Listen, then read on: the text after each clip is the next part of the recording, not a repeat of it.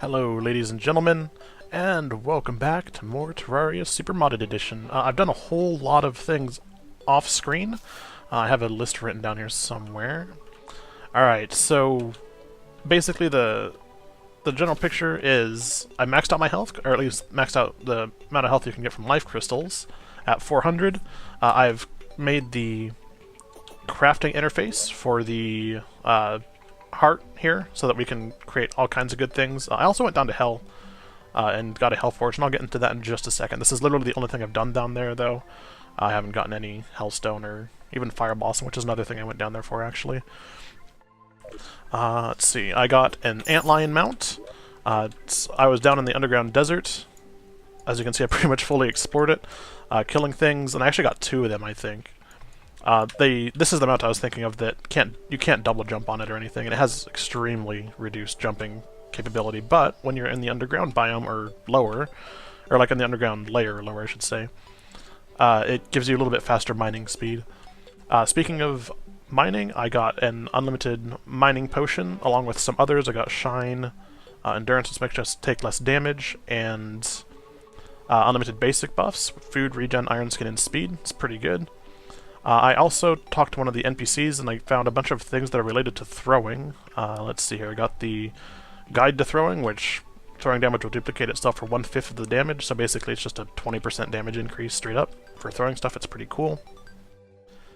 The Warding Padded Grip, or I guess warding doesn't really matter, but that's the prefix I got on it. Just increases throwing speed by 8%, it's pretty cool. And then finally the Desert Wind Rune, which only has to be in our inventory for it to work, and it increases our throwing damage by 5%, I think it is, and velocity by 10%.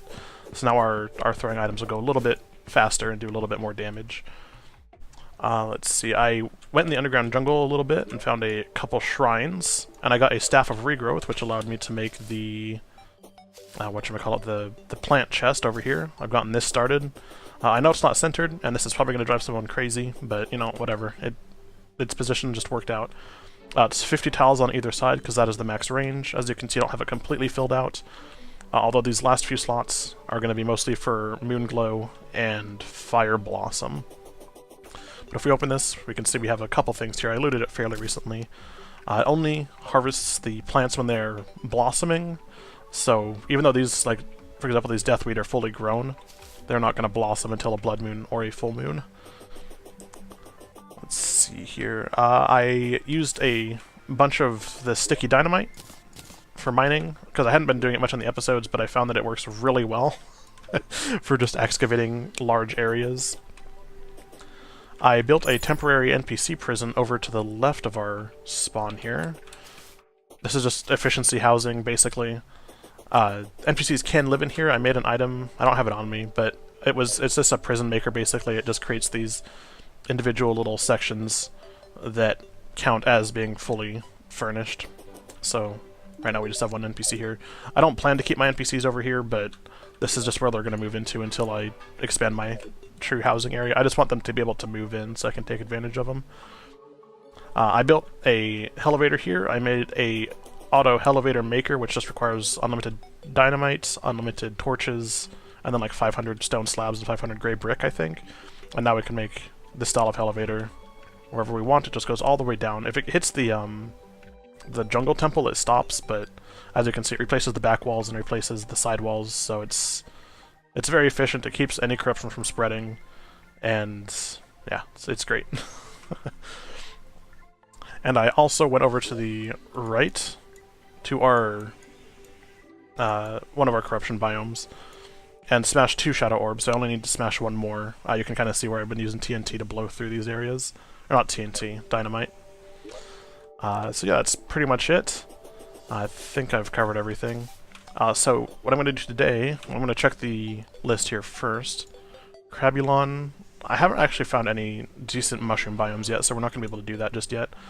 The Goblin Army, this is the main reason why I spawn, or smash shadow orbs.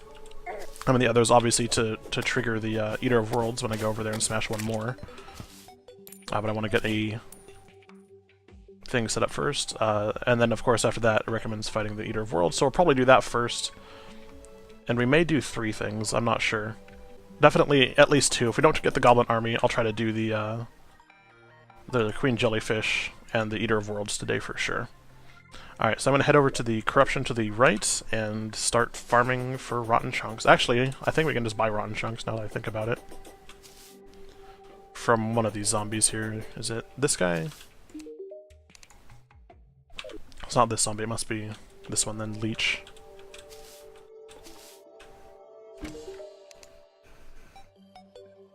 Yeah, here it is. We can also get the vertebrae. I don't remember how many we need, but that should be fine. Do we need anything else? To nope, stop putting in auto trash. Do we need anything else to make the worm food? Vile powder. Alright, oh, and we need the mushrooms to make that. I think we have some vile mushrooms, though. Let me check.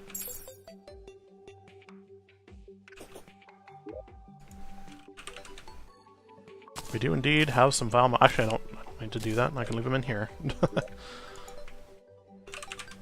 Vile powder, there it is. Alright, go and scoop those up. How many rotten chunks does this take? Takes 15 rotten chunks. Okay, so I'll buy some more, and then head over there and make some more boss spawners. Oh, I also fancied up this arena a little bit. I just made it an even amount of platforms on each side, evened out the torches, and made this little sort of entrance area here. Again, this is sort of a constant work in progress. This isn't the end of it. I just wanted to set it up so that I could place banners more easily on it without making it zigzaggy with the platforms. Oh, one more thing I made, which I didn't mention before, was the unlimited recall potion. This thing is kind of OP, but you can make it really early on with the Luiafk mod. So basically what it allows us to do is recall, like a normal recall potion or a mirror or something, but the special thing about it is that by using another key, we can actually recall to that point again. So if we are out exploring and we have a full inventory, we can just recall back to base, dump it all off, and immediately go back to where we just were. It's really, really good, and I really like it.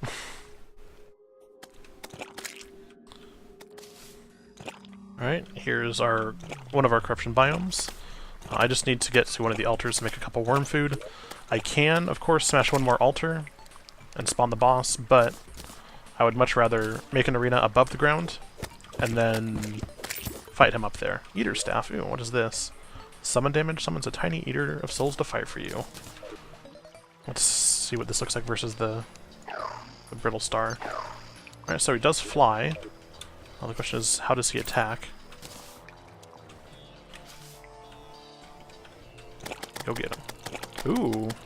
Okay, well, we're definitely going to be using this. That's really good. Alright. It's like the slime, but it flies. Alright, I'll take it. Alright, let me actually go grab some wood, and I will return and make an arena. Actually, I may make an unlimited arena builder. I'm not quite sure what that takes. Let me check. Alright, we can actually do this, I think, because the arena platform builder just requires 60 torches, 300 wood, and a single builder potion. I'm sure we already have a builder potion. Let's see here. Yes, we have 3 builder potions. Oh, here's the prison, by the way. The prison builder. It's pretty nice. Alright. Do I have enough torches? I don't have any torches. Let's just go ahead and make 60, I think it was. Yep. And then see if we can make the arena builder. Yes, we can. Nice. Alright, I'll show you what this is all about. Alright, so let's go ahead and make a new pillar here. Let's see, does it go to the right or to the left? Click where you want the right side of the platform to end. Okay, so it'll go 200 tiles to the left. That's fine. Alright, let me go ahead and throw this up here. I just want to be very careful when I'm moving it, because if you click, it'll place it and you can't undo. I mean, I guess you can mine the thing out, but it's still a pain in the butt.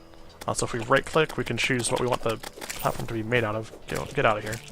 It looks like we can also put campfires and bubbles on it. The bubbles don't really matter because we don't have honey, but that's fine. And we'll go ahead and just make it out of burial wood, why not? Boom. Just like that. I'm not sure why the campfires have solid wood underneath them. Maybe so you can put like heart lanterns under them, but we're gonna get unlimited heart lanterns eventually. Alright, I'm gonna do this a few more times, and then we'll summon the Eater. Alright, let's go ahead and get this party started. Oh, I probably should have gotten rid of these walls. Oh, it's fine. Probably should have extended it to the right, too. Or to the left. Where are you going, buddy? What the hell? Oh, I think I know why. Yeah, it's because technically this is right on the verge of biome changing, so when I walked over it switched biomes and they thought I was running away from the fight. Ugh, okay, it's fine. I'll just go a little bit further to the right and try again. Alright, since it's becoming daytime, I forgot to mention that I also made this pet called the Luggage. It takes 3 life crystals and some like wood or something, I don't remember exactly, but... Or no, 3 life crystals in a chest. And you get the odd key, and it basically just follows you around and it'll scoop up almost any item you come across, basically anything except for hearts and stars. It'll pick up, which is pretty cool. Alright, so I've gone ahead and made another arena. It kind of overlaps with this one here. I'll probably just tear this one out eventually, but that's fine. I'll just stay on this side. Can't see it. It doesn't affect us. Alright, let's go ahead and summon the boss. Oh, that's a goblin. Okay. I think we're gonna get a goblin invasion after this. I hope we do, because I need to find a tinkerer and get his workbench or whatever, the tinkerer's workbench, workshop. I don't remember what it's called, but it's super critical for a lot of things I want to make. Dude, these spears are so good. Oh, ow. Another torn note? Okay.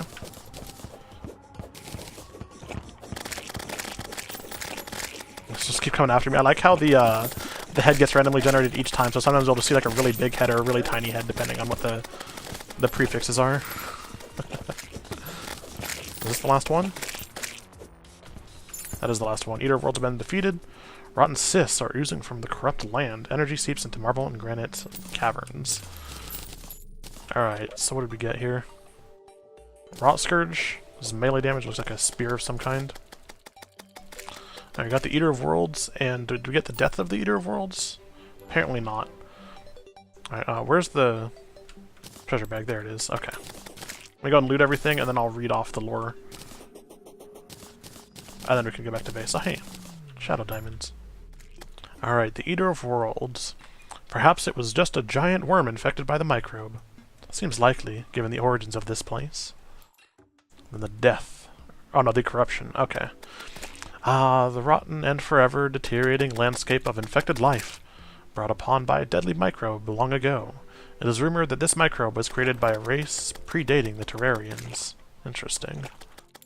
And then torn note number 2. I'll go ahead and auto-trash them because we have 3 currently. Although they do stack, so it's not that big of a deal.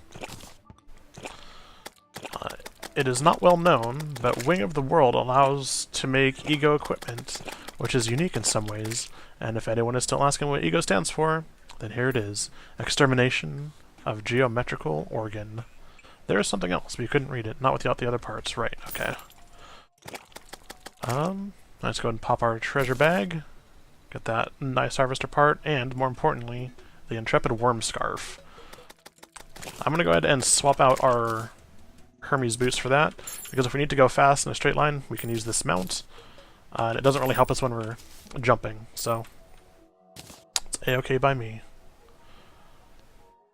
Alright, let's go back to base and see what we can do from there.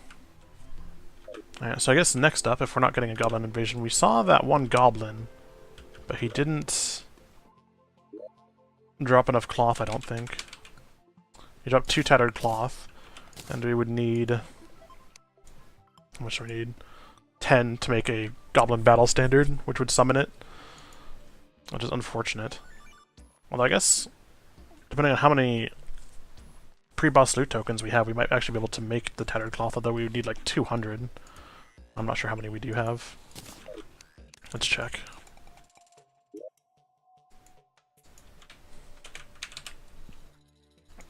We have... oh, wow, we have more than enough. Okay. Well, let's do this then. Go ahead and... wait, does this require the Tinker's Workshop? I'm gonna be mad if it requires the Tinker's Workshop.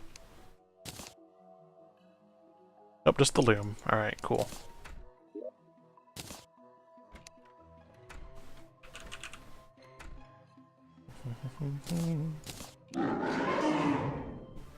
Alright.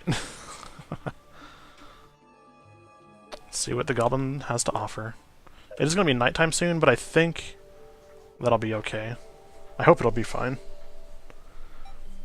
Just have to wait for them to start showing up from the west, I think it said.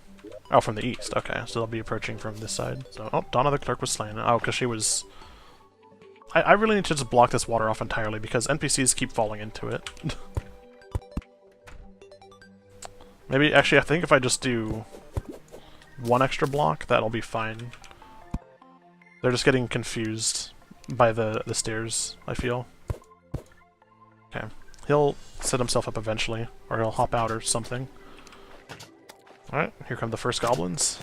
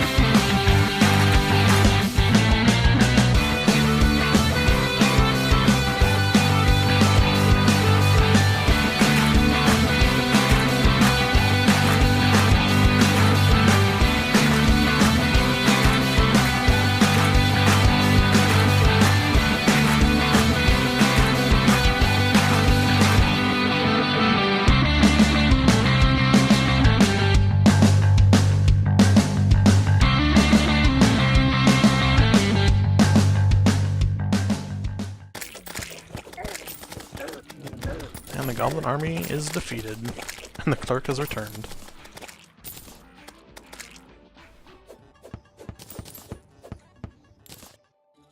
Alright, so hopefully we'll get the goblin tinkerer somewhere in the caverns.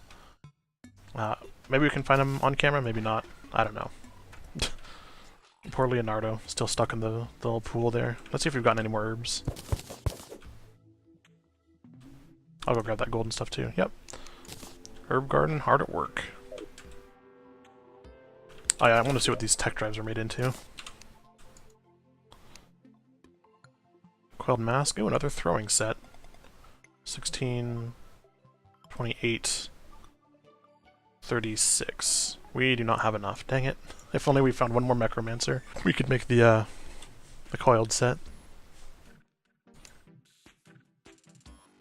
Malachi the Enchanter has arrived. Fantastic. Coil pistol, blaster, starplate beacon, energized metal and fossil feather.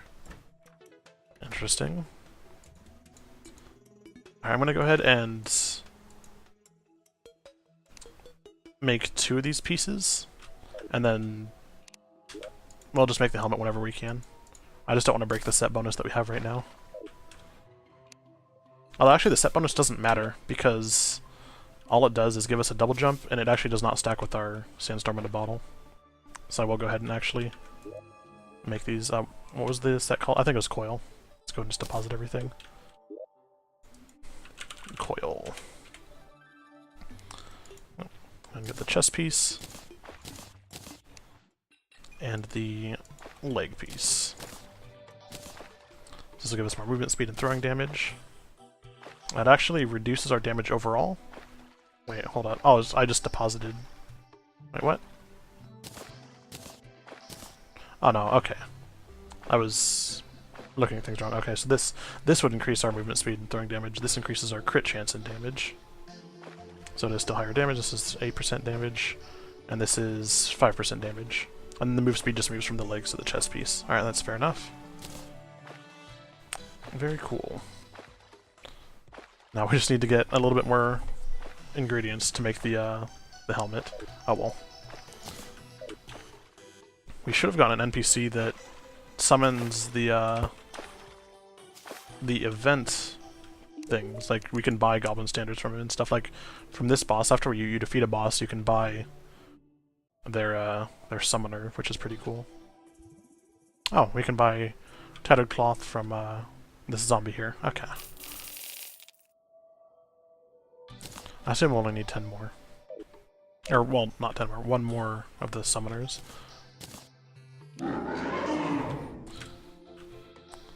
Alright, I'll go ahead and fight this one more time, and I'll cut back when we're done. Alright, and like an absolute idiot, I muted my microphone after I started the Goblin invasion, and forgot to unmute it until after I was done recording. So, enjoy the music and watch the boss fight, I guess. Sorry about that, this doesn't usually happen, but, you know, I'm sure we'll be fine next time.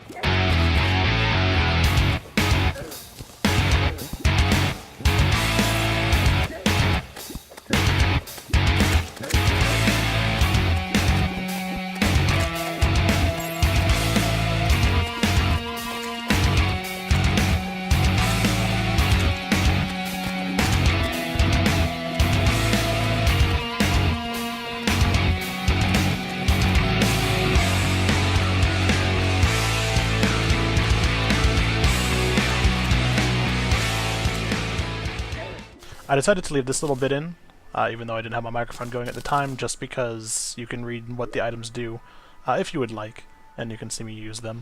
But yeah, sorry for the lack of microphone, but thanks for putting up with it.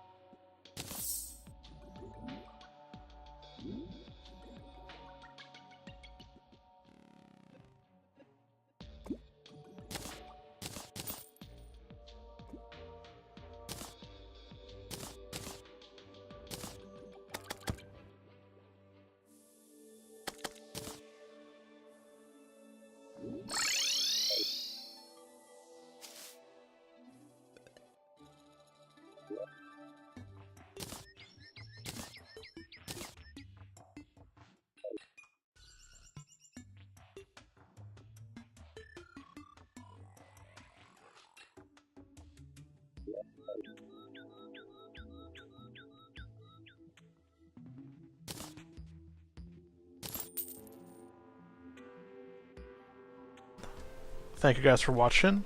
Please leave a like if you enjoyed the video, and as always, take care, and I'll see you in the next one. Peace out.